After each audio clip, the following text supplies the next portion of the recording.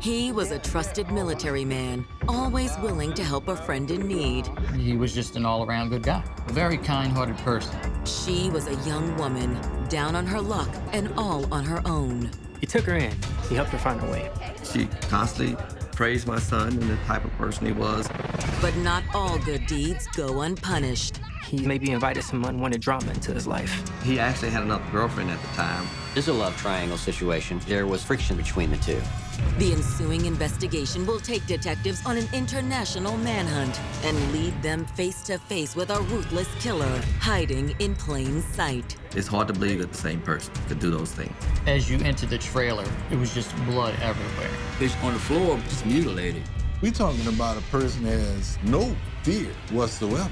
Just when you think you can trust someone, they turn on you.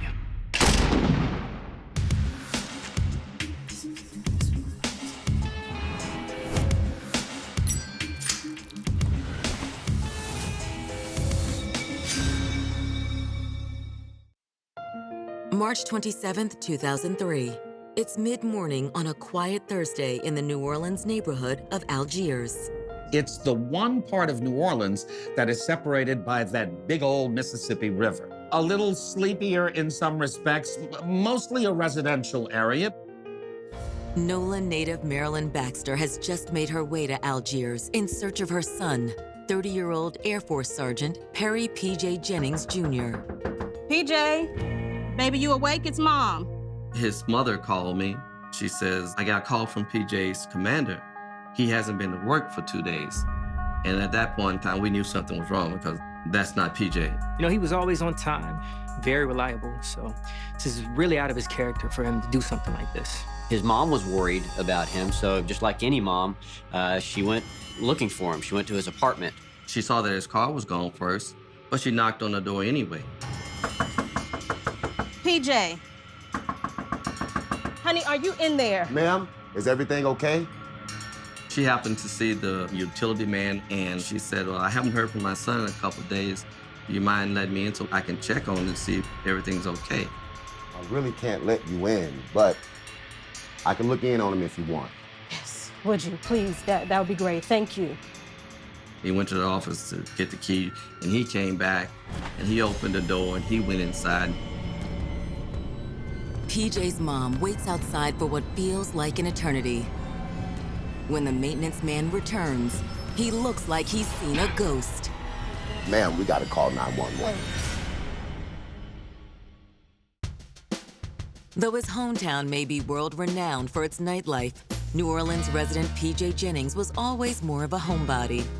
He's very quiet. He wasn't very outgoing. Biggest thing was family. He loved his family, and he loved spending time with his family. Which made PJ's decision to enlist in the Army after high school a bit of a shock to his father. I thought he was going to be a professor or something. So when he said he wanted to go to the military, it was kind of a surprise to me, but we come from a military family, so I'm saying, okay, son, go for it. PJ spent 4 years in the Army and served in Iraq. PJ got out of the Army and decided he wanted to go into the Air National Guard. He always had a fascination for flying. I think that's what attracted him to the Air National Guard. He was a jet mechanic. Stationed at the Joint Reserve Base in New Orleans, PJ got an apartment in Algiers and reacquainted himself with his hometown with the help of his younger brother, Jameson, and Jameson's circle of friends. It's perfect because now that he's back in New Orleans, they can hang out more. You're late. Man, you know I had to change after work. Well, next round's on you then. The military kind of brought him out a little bit. He became a lot more active with people and all. So he got to be big brother to everybody. He loved that role. PJ really came out of his shell. You know, he really started putting himself out there. PJ, being the kind of person he was friendly, was generous-hearted, if you will. PJ became the type of guy everyone could turn to if they were in need, be it a close friend or a complete stranger. Everybody he met was a friend. And if they were in trouble, he was there to help. He just felt like no matter what obstacle was in front of you, you could overcome it. There was just nothing you couldn't do. If you worked hard enough at it, planned properly, you know, you could do it. And that's just the way he was. And in 2001, PJ's inherent kindness led him to a young woman who would change his life forever, Kiana Barnes. He met her when she was homeless. Excuse me, sir, could you spare me a few dollars? How about I buy you lunch instead? Though she had nothing to her name when she met PJ, Kiana Barnes came from a comfortably middle-class New Orleans family. Her dad was an Army veteran. He worked at the local cable company, and her mother basically just kept home, and she was an author. She wrote children's novels. They had a tight-knit family, but there was tension between her and her father for whatever reason. And later, toward her teenage years, she began acting out because of that. So she went from New Orleans East to Uptown, where her grandmother lived. And her grandmother kept her for the majority of her high school years. And that was not so good of an area at the time. And I believe that just was kind of like the catalyst to Kiana just changing from the good little girl she used to be. When she turned 18, Kiana severed all ties with her family and got by as best she could. A year or so out of high school, she's a young lady dancing in the French Quarter. And they don't do ballet in the French Quarter. She was working as an exotic dancer, stripping at different places around town. Now, at just 22 years old, Kiana had weathered a failed marriage and was reduced to living on the streets. Kiana tells PJ that she recently just went through a bad divorce and she was down on her luck. I don't know what to do anymore. How about you come stay with me for a few days? I have a pretty comfortable couch. You're welcome to it. That wasn't unusual for PJ. He'd done it several times in the past. It didn't matter, male, female, whatever. He helped people out, let them come stay with him in his place until they got on their feet, and then move on. But PJ didn't just invite Kiana into his home for a few days. From the moment she began crashing on his couch, Kiana and PJ hit it off. A few days became several weeks, and Kiana and PJ became fast friends. He brought her around, his brothers and all his brother's friends, they liked her too. Kiana was fun to talk to and be around, and a charming young woman. She was the type of person we could hang out with and have fun, you know. They could go places and, you know, do things, and she was just a lot of fun. So, of course, he liked hanging out with her. She was well-spoken, she was very polite. Though PJ made it clear that his friendship with Kiana was purely platonic, his father wondered if she saw things the same way. I remember talking to her, and she was telling me how much she cared about PJ. She was telling me how nice he was and how well he treated her and all this stuff. I don't know what I'd do without PJ. Nobody's ever done so much for me without wanting anything in return. I said, okay. And I said, well, I'm glad, you know, I raised him to be respectful. He's not like anybody I've ever been with before. To PJ's dad, it sounded like Kiana had feelings for PJ, which could be a problem. He actually had another girlfriend at the time. Her name was Tamara Wilkins. They were off and on for several years. I didn't really ask very much about her. I just said, okay, son, that's what you want to do, that's fine. Still, Perry Sr. knew that regardless of how serious PJ and Tamara really were, having Kiana crash with him was potentially a recipe for disaster. PJ's dad is looking at Kiana, and he sees this beautiful young woman. She seems to be head over heels for PJ, but he's concerned that PJ's maybe invited some unwanted drama into his life. I'm like, PJ, do you know how this girl feels about you? You know, I think you guys are on different pages. Maybe you should talk to her. Now, you know you're seeing Tamara, and the way it looks, you're leading her on. I'm not that. He said, that's no problem. Like, you know, it's no problem, I got this. So I had to take that again as face value. You know, but it was kind of like warning signs to me. But just as his father had predicted, PJ's friendship with Kiana soon created serious tension between him and Tamara. I can't live in this limbo anymore. It's her or me. Baby, it's not like that. Oh, it's not? No. You really shouldn't be so hard on him. You should mind your own business. You shouldn't be so Tamara suspected something was going on, at least on Kiana's end, and she didn't want to sit around and wait for PJ to decide what he wanted to do. Thankfully, by February of 2002, the situation seemed to have resolved itself. Kiana not only moved off PJ's couch, but over the next 12 months, she drifted out of his life entirely. As it often does, life takes its natural course, and they end up going their separate ways. PJ and Tamara get back together, and it seems like life has finally settled down for them. PJ. But now, a little more than a year later, it appears that something terrible has happened to PJ. His mother went over to the apartment complex where Perry resided and asked the maintenance man for the apartment complex to open his door just to check and see how he was. He came back out and told PJ's mom, we have to call 911. New Orleans police arrive on the scene a few minutes later. They walk in and PJ is laying there on the bed. He has a gunshot wound to the back of his head.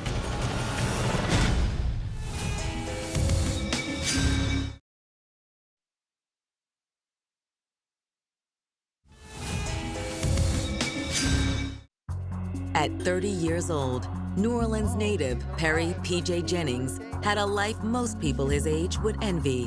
When he wasn't working, he was out having a good time. That was his lifestyle. You play hard, but you work hard.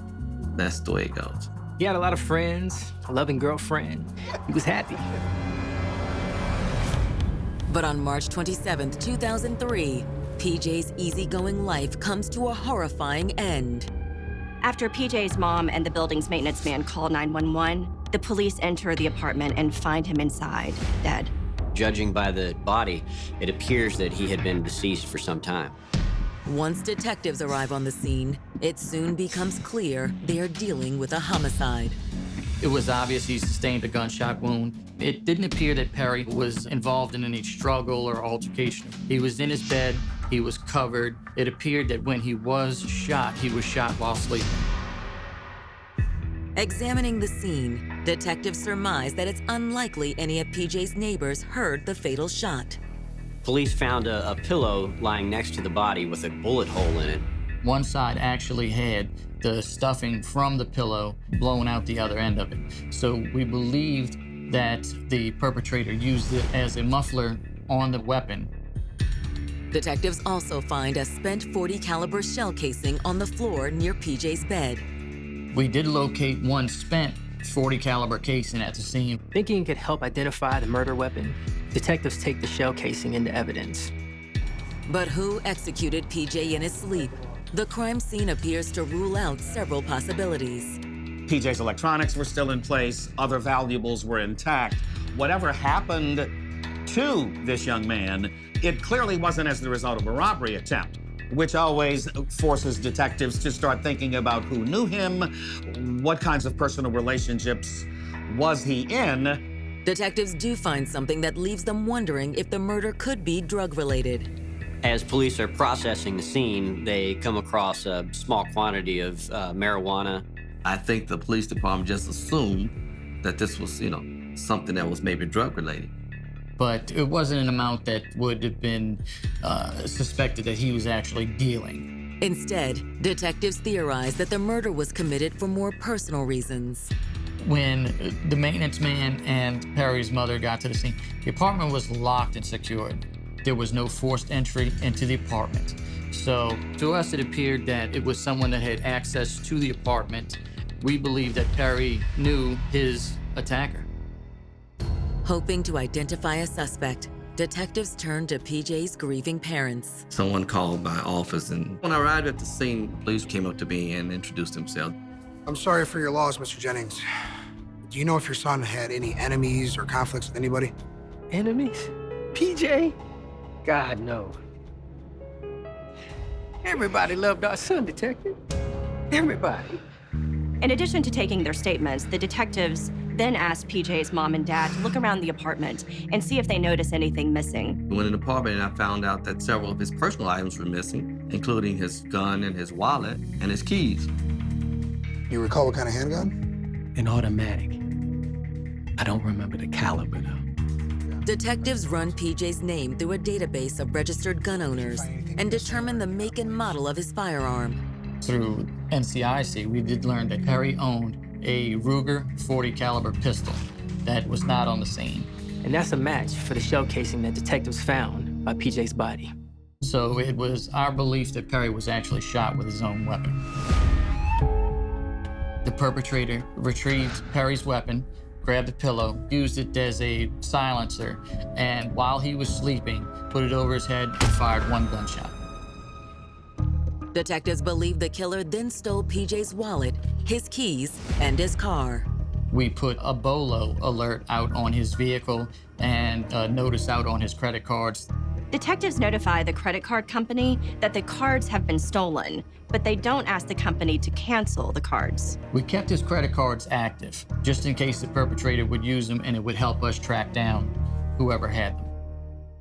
Next, detectives speak to the maintenance man who discovered PJ's body.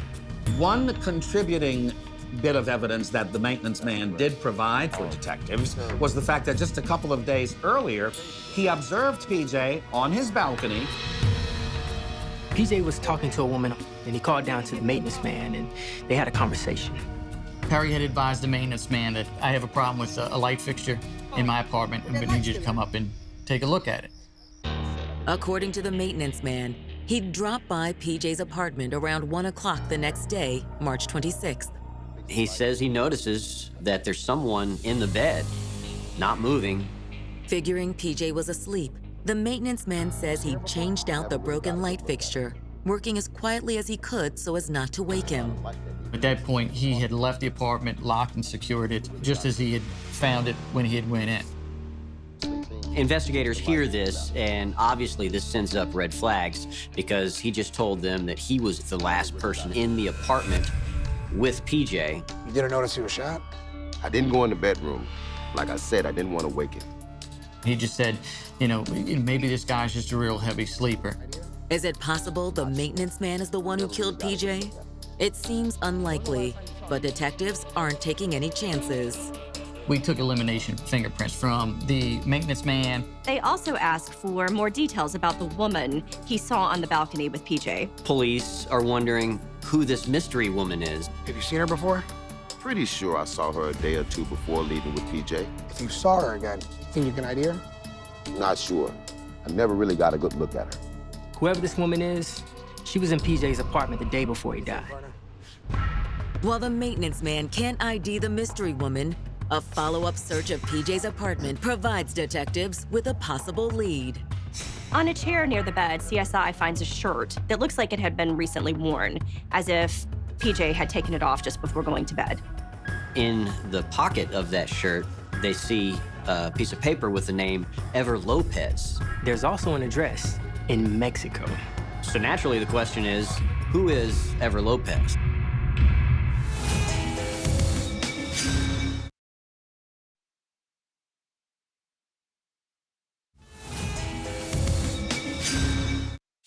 Within hours of finding PJ Jennings murdered in his New Orleans apartment, homicide detectives have identified a possible suspect.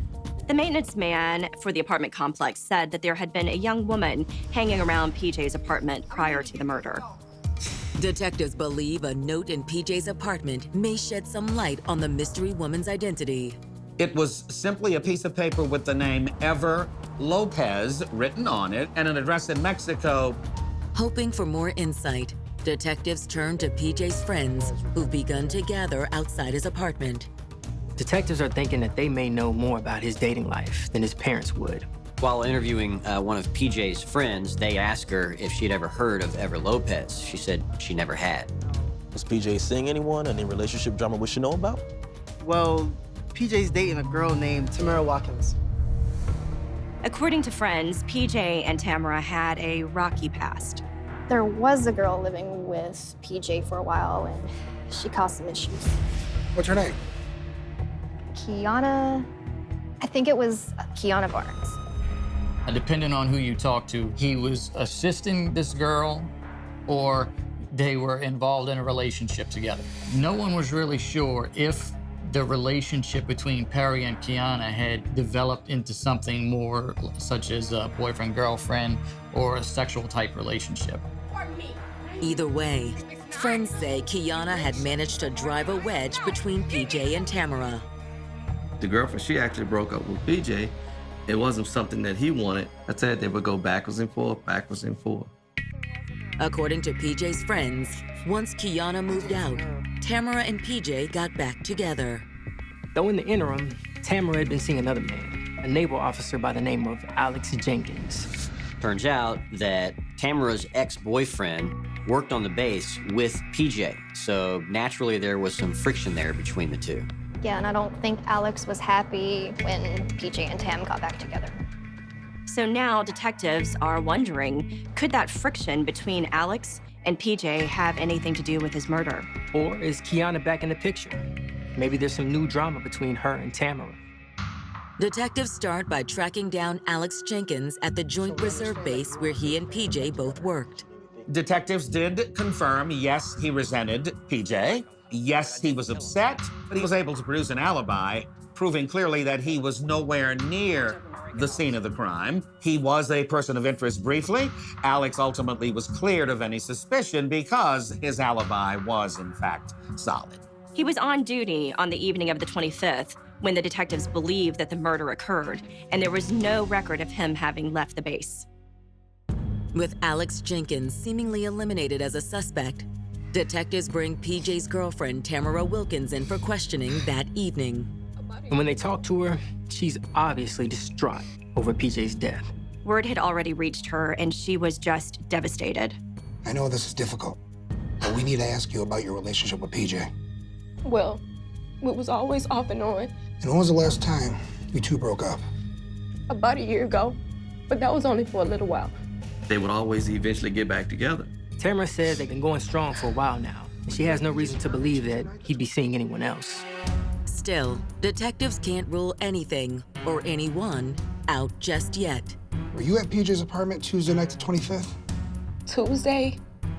No. I was at my mother's. You know who it might have been? We have a witness who saw PJ with a woman that evening. What? Tamara is obviously angry that PJ might have been cheating on her, but to the detectives, her surprise seemed genuine. And when they talked to her mother, Tamara's alibi seems to check out. Hoping to identify the mystery woman seen with PJ prior to his death, detectives turn to his younger brother and closest friend, Jameson Jennings. When's the last time you seen PJ? He was at my place on Sunday. We were supposed to grill out, but he ended up leaving. So what's been going on? PJ's brother tells police when they were hanging out, PJ got a phone call. Hello? Of course. I'm on my way. Who's that? It's Kiana. She just got back in town. Kiana tells PJ she's at the bus station and she needs a ride. PJ's immediate response is, let me come pick you up. Let me see how I can help you. The brother tells police that before this phone call, they hadn't heard from Kiana in about a year. Detectives figure that it can't be a coincidence that Kiana just shows up out of the blue, 4 days before PJ's found dead in his apartment. Do you know where Kiana's at now? No.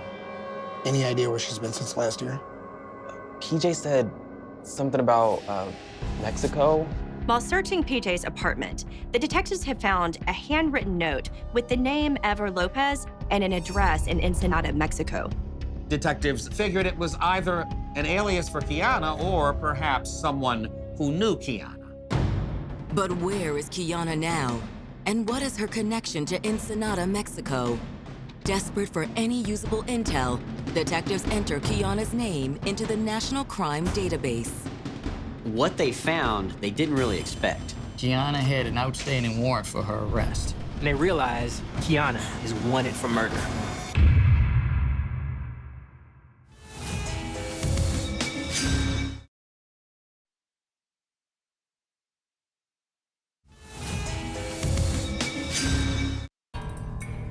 Detectives investigating the shooting of Perry P.J. Jennings now have reason to believe his former roommate and possible former lover, Kiana Barnes, may be involved in his murder. Kiana hadn't been in his life for more than a year, and then, days before the murder, she pops back up. But that's not all detectives have learned about the wayward young woman PJ had led into his life. She actually had a warrant out for her arrest for second-degree murder. The victim in this case was a 41-year-old man named Jimmy Shepard. Hoping to learn more, detectives connect with their counterparts in Irish Bayou, where Jimmy resided, a tiny community just east of New Orleans.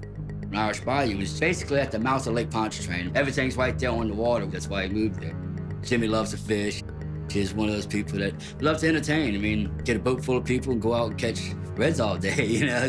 Though if the fish weren't biting, Jimmy would often try his luck at video poker. On Irish Bayou, you had a small truck stop casino thing across the street. Which is where Irish Bayou detectives believe Jimmy met Kiana Barnes in February of 2002, just a few days after she'd moved out of PJ's apartment. Kiana had broken down on the side of the road. So Jimmy told her, I could help you out with your car. He towed the car over to his property, which is across the street. She still was homeless and needed a place to stay. So she ended up staying with Jimmy. He let her stay on the couch. She was heading to a women's shelter across Lake Pontchartrain in a town called Slidell when her car broke down. He said you can sleep on the couch as long as you want to. He's just helping the girl out, basically, since she's a young girl, 20-something years old. So over the course of the next few weeks, a relationship sort of develops between the two. I don't know if they actually got intimate, but they was real friendly around each other. They would hug and kiss and flirt and all that stuff. But according to police in Irish Bayou, Jimmy and Kiana's month-long relationship took a deadly turn. One of Jimmy's coworkers stops by his house to pick him up to drive him to work. Knocked on the door, and he never came to the door. He was worried about him, so he forced his way inside. As you entered the trailer, it was just blood everywhere. He discovers Jimmy on the floor. There's a stab and murder, and you're looking at this bloody, you can't even recognize it was Jimmy, just mutilated. According to Irish Bayou detectives, it didn't take long to figure out a possible suspect. We had a good suspicion on who it was, Kiana Barnes. Detectives also had a pretty good idea of how to track Kiana. He had a van that was missing. The van was found across the street from a battered women's shelter where Kiana had been planning to stay. That's where the police found her and arrested her.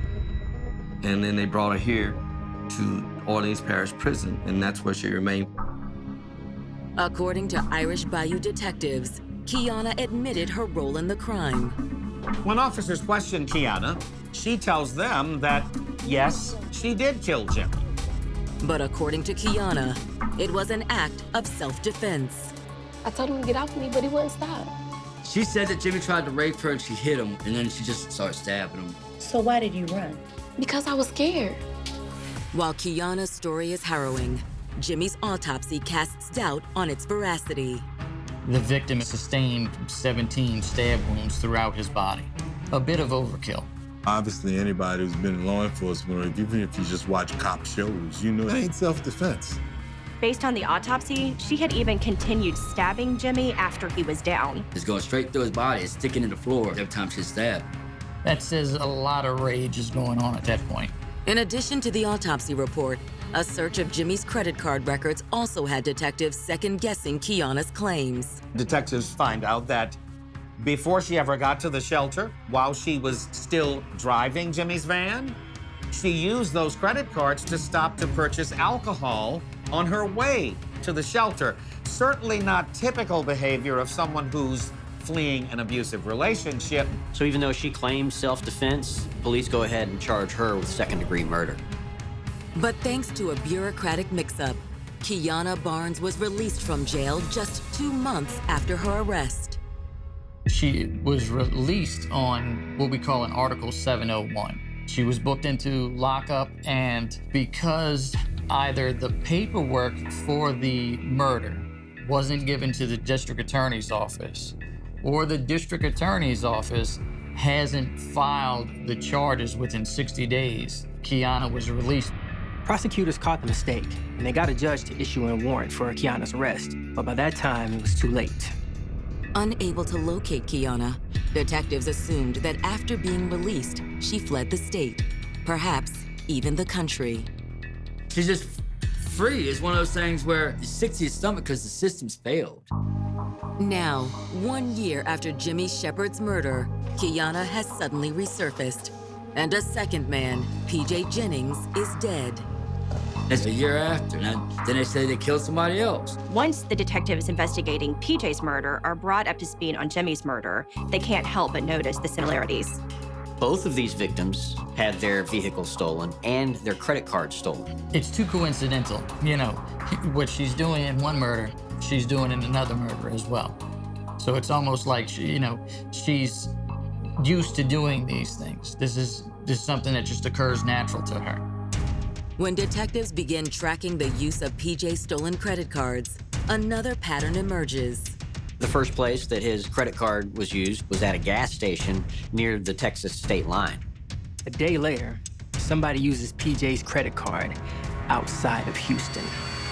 Based on the travel pattern and the note found in the jacket inside PJ's apartment, if the person using his stolen card is Kiana, detectives have a pretty good idea where she spent the bulk of the last 12 months and where she's likely headed again. We thought that she was actually making her way back to Mexico. We might not have ever seen her again.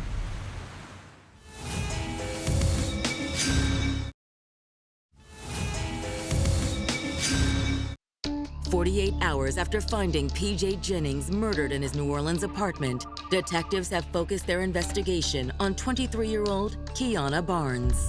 Kiana was already wanted for another murder when she suddenly resurfaced in PJ's life just days before his death.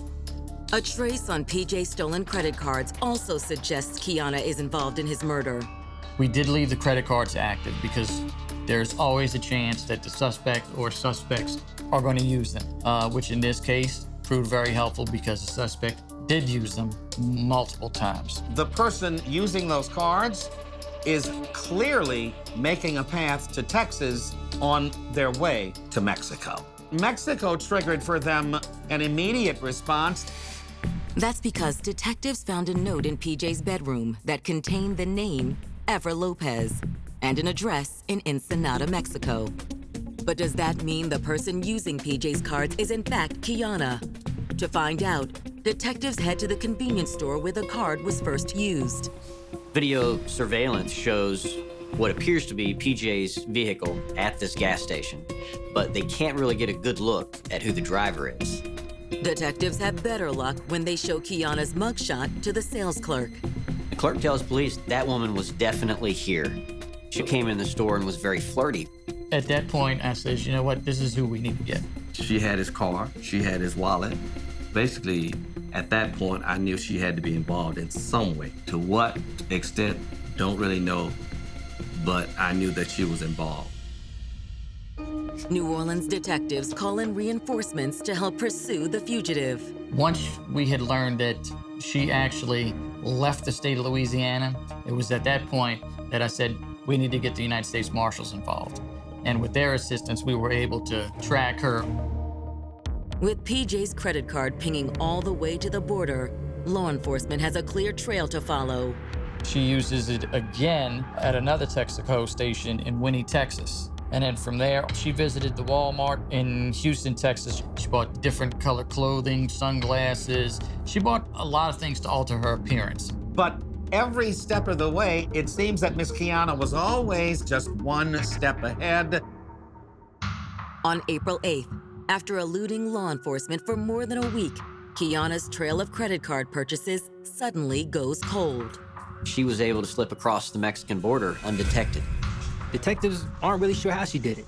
Did she bluff her way over the checkpoint, the aid of a disguise and fake documents, or maybe she crossed over at, somewhere in some backcountry? News that Kiana has slipped through the fingers of U.S. law enforcement is a bitter disappointment to both PJ's family and Jimmy Shepard's. You're like, man, why can't they just catch this girl? You know what I'm saying? But she's pretty much a mastermind that kept dodging a bullet on this. Like, just arrest this girl, put her in jail. Come on now, you know what I mean? You have a disgusting feeling in your stomach every time you hear her name. While U.S. Marshals Service attempt to locate Kiana in Mexico, New Orleans detectives pull PJ's phone records in an attempt to further solidify their case against her. The first thing the detectives noticed is that about a week before his murder, there had been a series of phone calls between PJ and a payphone outside of the bus station in Brownsville, Texas, just across the border from Mexico. PJ's brother Jameson had previously told detectives how PJ had picked up Kiana at some New Orleans bus station just 4 days before his death. PJ's phone records also revealed that in between calls to the bus station in Brownsville, he'd made a call to Western Union.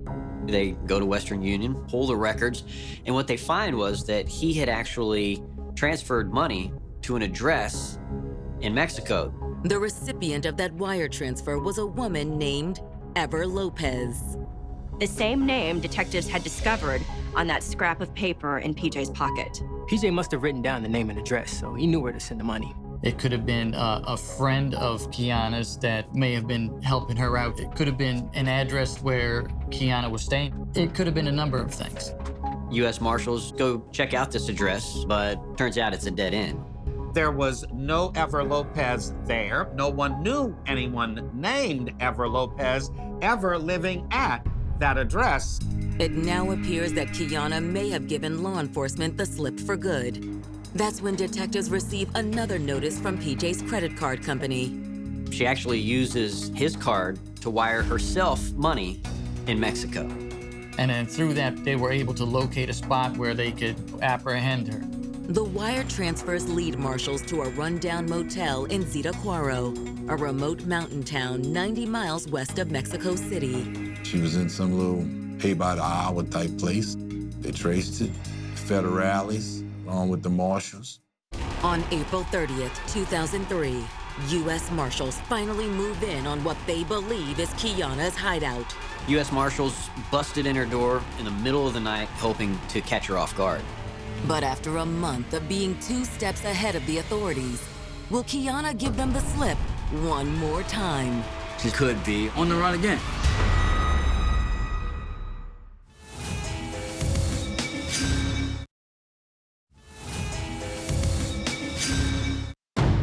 April 30th, 2003.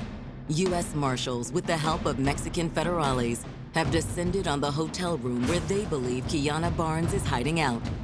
Kiana is a suspect in both the murder of her one-time roommate and benefactor, P.J. Jennings, as well as another Good Samaritan by the name of Jimmy Shepard.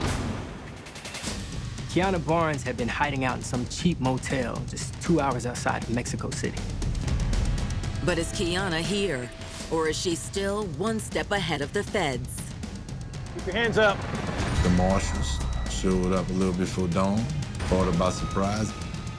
Kiana was found asleep in her motel room, so she didn't see it coming. Kiana is extradited back to the U.S. They put her on one of these Conair things and they flew her back to Louisiana. I was with the marshals when we went to the airport. This aircraft lands on a special tarmac, and there are U.S. Marshals. They encircle a plane. The back of the plane lowers, and we bring her over to police headquarters where I attempt to interview her, but she refused. Considering the evidence against her, Kiana's refusal to cooperate makes little difference to prosecutors. It's kind of hard for her to refute, hey, that's not me on videotape. You know, that's not my signature on these credit card receipts. That's not me in Perry's car. It's kind of hard for her to refute these things. Kiana is charged with 2 counts of murder. But what P.J. Jennings' family really wants to know is how Kiana could take the life of such a kind, caring young man. It's a hard thing to lose a child and have to bury a child. And you want answers to why it happens, and you want to believe that that child's life wasn't in vain, that someone is going to do something to change whatever it was that caused you to lose your child. But when no one talks to you or gives you a reason why it was done, and you have to speculate and wonder for the rest of your life. In their initial court filings, prosecutors spell out how they think the murder of P.J. Jennings came to pass. Detectives speculate a relationship did cultivate between him and Kiana with a romantic aspect to it. Investigators believe Kiana had feelings for PJ because she was actually in Mexico after having killed Jimmy. She was scot-free, and she decided to come back. It is believed that after PJ picked up Kiana at the bus station, he took her to get something to eat.